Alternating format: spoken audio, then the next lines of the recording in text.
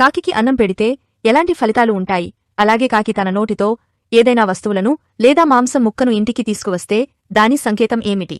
ఈ వివరాలన్నీ కూడా మనం ఇప్పుడు తెలుసుకుందాం. కాకి శనీశ్వరుడి యొక్క వాహనం. కాకి అనేది ఒక దేవతా పక్షి. అయితే కాకిలో ప్రత్యేకత ఏమిటంటే తన గుడ్లను రక్షించుకోవడమే కాకుండా కోకిల పిల్లల్ని కూడా కాకినే పొదుగుతుంది.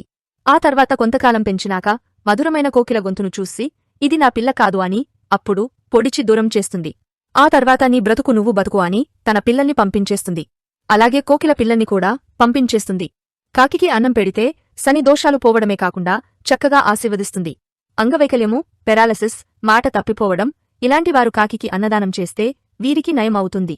ఎందుకంటే అంత గొప్ప మహాత్రమైన పక్షి కాకి. కాకిని చకోర పక్షితో పోల్చాలి. అలాగే పక్షులలో మోస్ట్ ఇమ్యూనిటీ పవర్ ఎక్కువగా ఉండే పక్షి కాకి అని చెప్పుకోవాలి.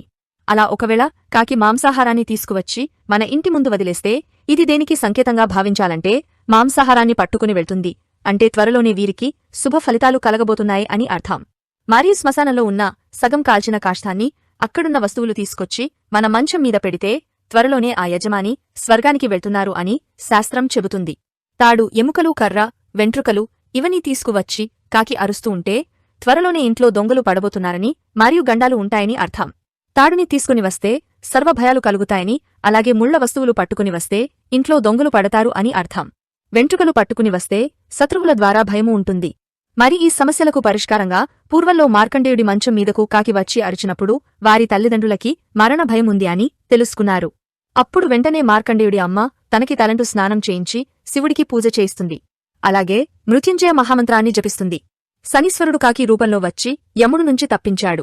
మార్కండేయుడిని మరణ బాధ నుంచి తప్పించింది శనీశ్వరుడే.